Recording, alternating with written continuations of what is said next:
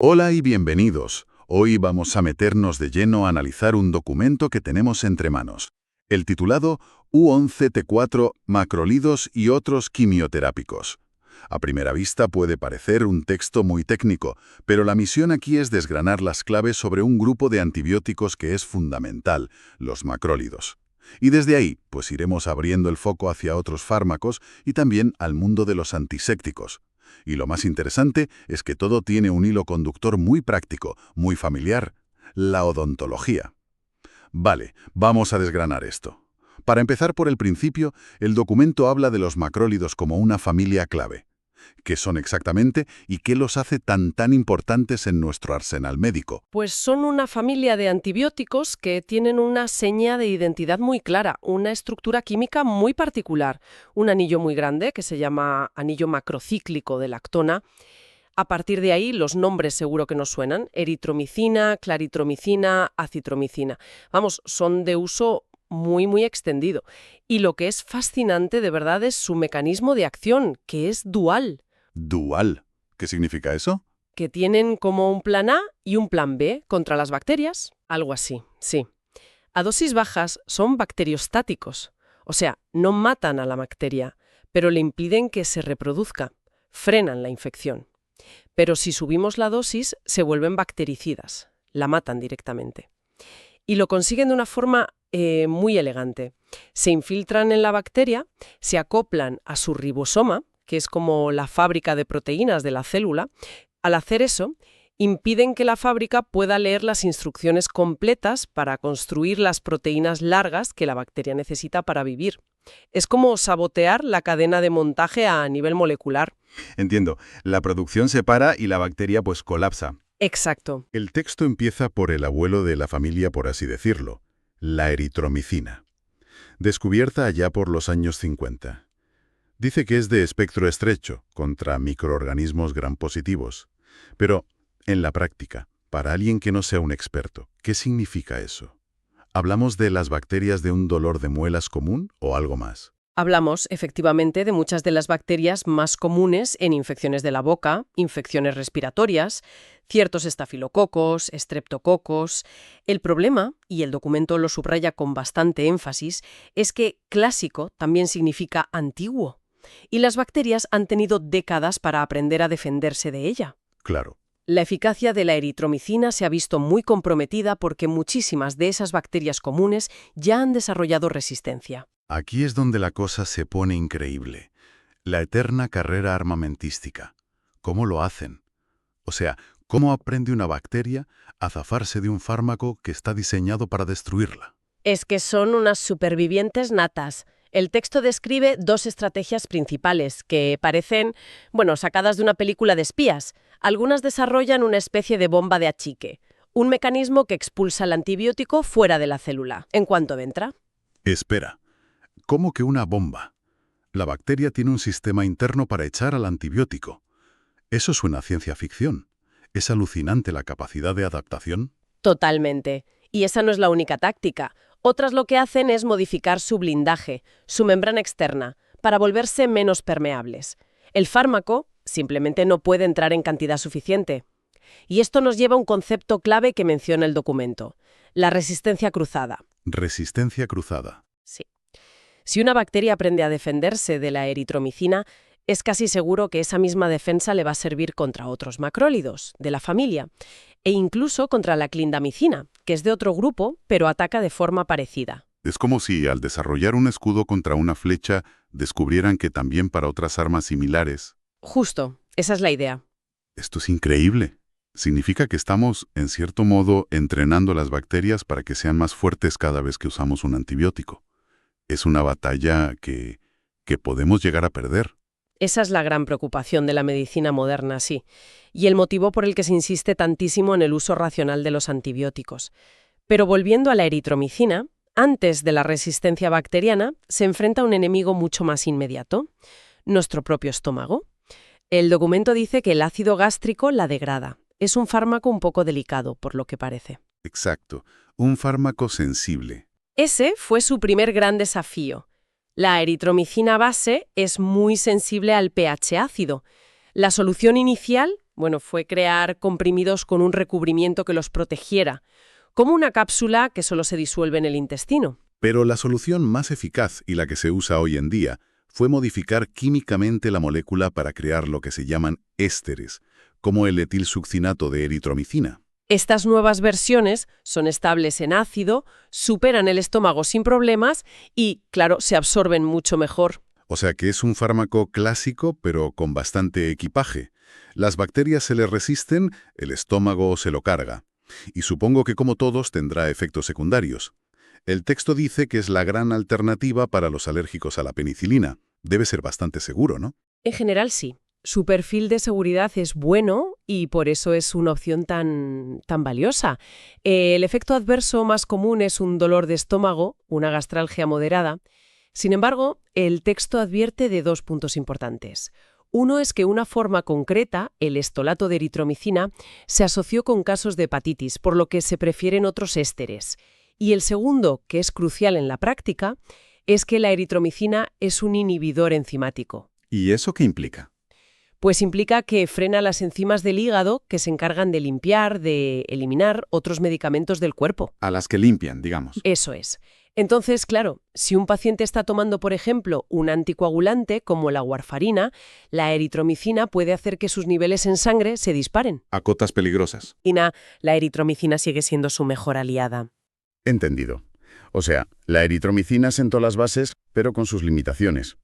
Supongo que el resto de la familia de macrólidos que menciona el documento, roxitromicina, claritromicina, acitromicina, nacieron para intentar superar esos problemas.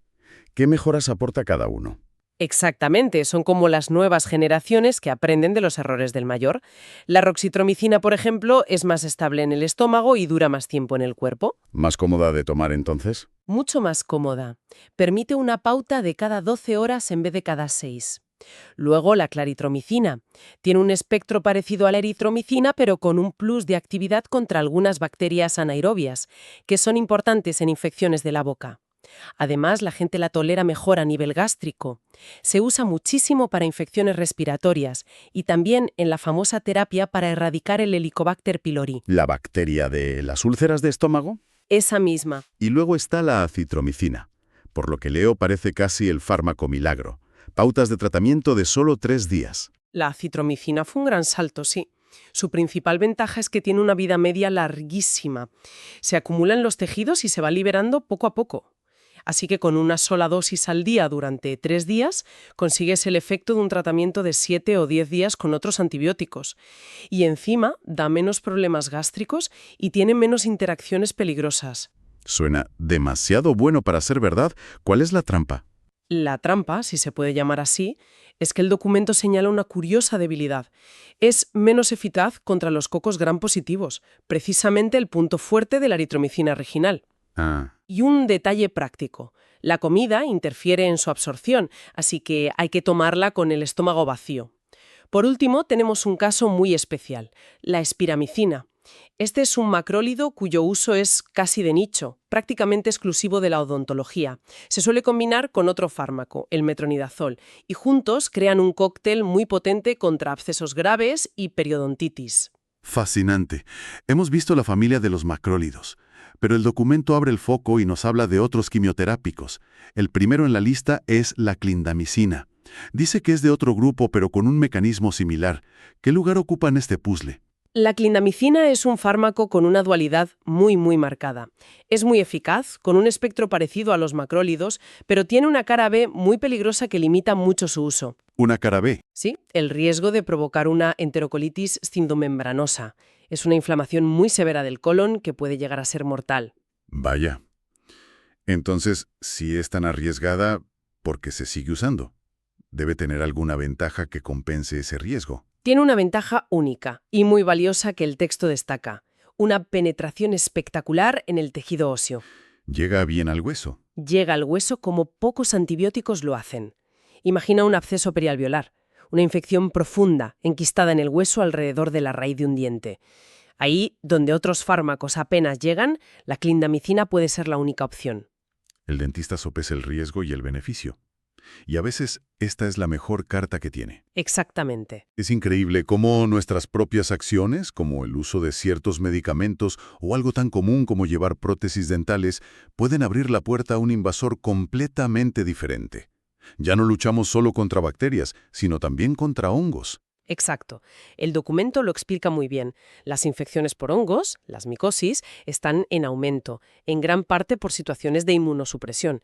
Pacientes con quimioterapia, con corticoides, con VIH, su sistema inmunitario está debilitado y eso es una invitación. Para los hongos oportunistas. Para los oportunistas, sí. Y el rey de estos en la boca es la Candida albicans.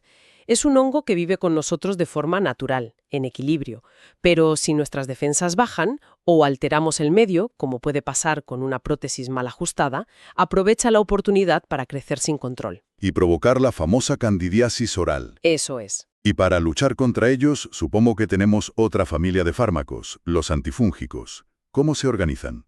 Pues el documento los clasifica de una forma muy lógica, según la profundidad de la infección. Para las micosis superficiales, como la candidiasis oral, se usan fármacos tópicos, que actúan localmente. Directamente en la boca. Sí, aquí tenemos el clotrimazol, el miconazol o la nistatina. Pero si la infección es sistémica, o sea, se ha extendido por todo el cuerpo, la cosa es mucho más grave y se necesitan armas más potentes, por vía oral o intravenosa, como el fluconazol o la temida por sus efectos secundarios anfotericina B. Hemos estado hablando de cómo luchar contra una infección que ya está dentro, en el sistema. Pero, ¿y si pudiéramos evitar que entrara? Supongo que ahí es donde entra en juego todo el arsenal de antisépticos del que habla el documento, ¿no? Justo. Es el cambio de escala. Pasamos de la terapia a la profilaxis, a la prevención. Y es importante usar los términos con la precisión que marca el texto. Un antiséptico es para tejido vivo, piel, mucosas. Un desinfectante para objetos inanimados, una mesa, el instrumental. Y la esterilización es la aniquilación total, incluidas las esporas, que son las formas más resistentes. El texto describe el antiséptico ideal como uno que sea estable, de acción rápida, de amplio espectro y que funcione incluso con sangre o pus. Suenan a exigencias muy altas. ¿Cómo actúan para ser tan potentes? Sus mecanismos son mucho más directos y, por así decirlo, brutos que los de los antibióticos. No van a sabotear una fábrica, van a la destrucción directa. A lo bestia. Sí, o bien oxidan la célula por completo, o desnaturalizan sus proteínas, que es como cocer un huevo, o directamente rompen su membrana. Son ataques menos selectivos, pero muy eficaces a nivel local. El documento hace un recorrido por varios de ellos. Y algunos datos son bastante sorprendentes. Por ejemplo, el agua oxigenada. Todo el mundo la tiene en casa. Me sorprende leer que su acción es en realidad débil y que penetra poco. Yo siempre pensé que era superpotente. Es una creencia muy común, sí. Su efervescencia es muy vistosa, pero su poder microbicida no es tan alto. Sin embargo, tiene un nicho muy específico donde es útil. ¿Ah, sí? Esa liberación de oxígeno es letal para las bacterias anaerobias, las que no toleran el oxígeno. Por eso se usa en casos de gingivitis necrosante, donde este tipo de bacterias proliferan. Luego habla del yodo y la povidona yodada, el betadine de toda la vida, y de la clorexidina, que parece ser la gran estrella en odontología para controlar la placa y la gingilitis. La clorexidina lo es. Es un antiséptico potentísimo, muy eficaz. Se adhiere a las superficies de la boca y se va liberando poco a poco, manteniendo su efecto durante horas.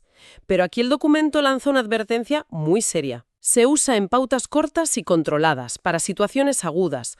No está pensada como un enjuague de uso diario a perpetuidad, sino como un tratamiento intensivo durante un tiempo limitado. Es una herramienta terapéutica, no un cosmético. Para terminar la lista, el texto menciona el etanol, el alcohol, y desmonta otro mito. La clásica escena de película de echarse un chorro de whisky en una herida es en realidad una idea terrible. Es una idea pésima, sí. El texto lo deja muy claro. El alcohol es un buen limpiador de superficies de trabajo, porque desengrasa y se evapora. Pero es un mal desinfectante de instrumental porque no destruye esporas y además corroe el metal. Y sobre las heridas lo que hace es precipitar las proteínas, creando una costra. Parece que la herida se sella, pero debajo se crea un ambiente ideal, sin oxígeno, para que las bacterias anaerobias, como las del tétanos, proliferen a sus anchas. ¡Qué recorrido! Hemos empezado en el corazón de la bacteria, viendo cómo los macrólidos sabotean su maquinaria. Hemos visto cómo la familia ha ido evolucionando y hemos terminado en la primera línea de defensa, con los antisépticos, descubriendo que ni los más comunes son tan simples como parecen. La odontología, como decíamos al principio, ha sido el campo de pruebas perfecto para ver todo esto en acción. Si conectamos todo, la idea central es que la lucha contra los microorganismos es una estrategia que se libra en múltiples frentes, desde un antibiótico de alta precisión que viaja por la sangre hasta un enjuague que actúa localmente. Cada agente tiene su momento, su indicación, su poder y, como hemos visto con la clorhexidina o la clindamicina, también sus riesgos. La clave no es tener el arma más potente, sino elegir la herramienta adecuada para el trabajo adecuado y en el momento preciso. Eso nos deja con una última reflexión, ¿verdad? Sí, una que surge directamente del material que hemos analizado. El documento nos muestra que un agente tan eficaz para controlar las bacterias de la boca como la clorhexidina puede tener efectos no deseados con el uso prolongado. Esto plantea una pregunta importante. Si los productos que usamos para mantener una higiene estricta pueden tener contrapartidas, ¿dónde está el equilibrio entre esa necesidad de limpieza y la preservación del delicado ecosistema microbiano que vive con nosotros? ¿Es posible que en nuestra búsqueda de la esterilidad a veces un exceso de limpieza resulte contraproducente para el equilibrio natural de nuestra propia boca?